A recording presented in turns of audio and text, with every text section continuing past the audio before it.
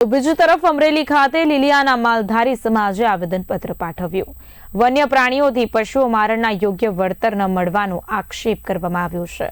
ગૌચર જમીનમાં ગેરકાયદેસર ખોદકામ અને દબાણ સામે રોષની લાગણી જોવા મળી રહી છે। સાથે સાથે પશુપાલકોની હૈયાવરાળ વ્યક્ત કરવામાં આવી। મામલતદાર અને વન વિભાગે કરી છે ન્યાયની માંગ।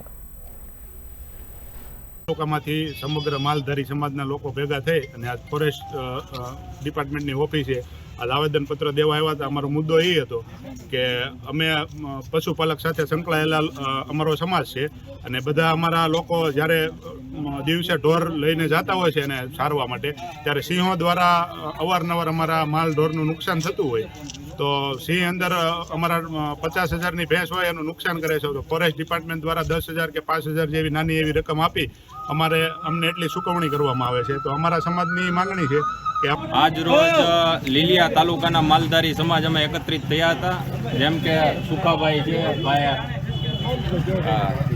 રાજુભાઈ છે, અન્ય માલધારી અમારો સમાજ એકત્રિત થઈને અમારી જે 2-3 માંગણીઓ હતી તે અમે અધિકારીઓ સમક્ષ મૂકવા માટે રજૂઆત કરી હતી। જેમ કે અમારા પશુપાલકોની અવારનવાર મારણ થતું હોય તો તેમનું પૂરતું વળતર માલધારી સમાજને મળતું નથી। તો સાહેબને રજૂઆત એ અમે કરી કે જેટલું બને એટલું જાજુ વળતર આપવામાં આવે માલધારી સમાજને। અને બીજી માંગ તે અમારી હતી કે ગૌચરની જગ્યામાં અવારનવાર ખનન થતું હોય તો એ દૂર કરવામાં આવે।